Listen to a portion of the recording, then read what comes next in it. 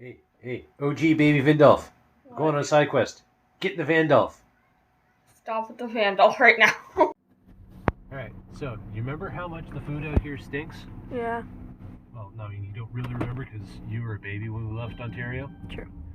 So, first thing we're going to do is take out the recycling, and then we're going to go try and find the least bad pizza in New Brunswick. Moving right along in search of good time and good news. With good friends you can't lose. This could become a habit. So the first entry trying to find the least bad pizza in New Brunswick is Jack's Pizza from here in Fredericton. Costs $12 for 2 slices and 2 pops. Let's take a look at the size there. Not bad. How?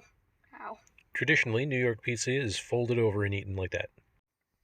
So the crust underneath the cheese and toppings is nice and thin. Then it comes to a nice thick handle at the back to hold.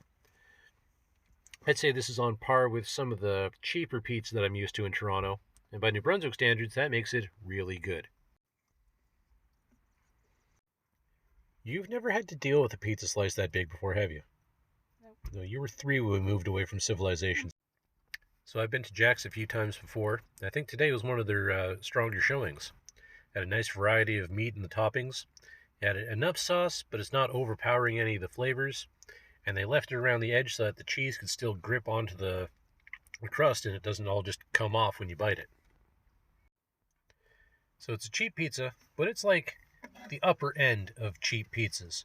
And for some reason, I've always thought New York style must be what the Ninja Turtles eat. Probably because that whole thing was set in New York City.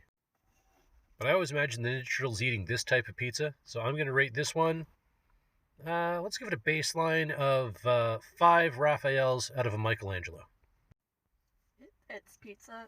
It tastes fine, but it's pizza, so. Oh, you're going to learn the difference between pizzas pretty quick on this adventure.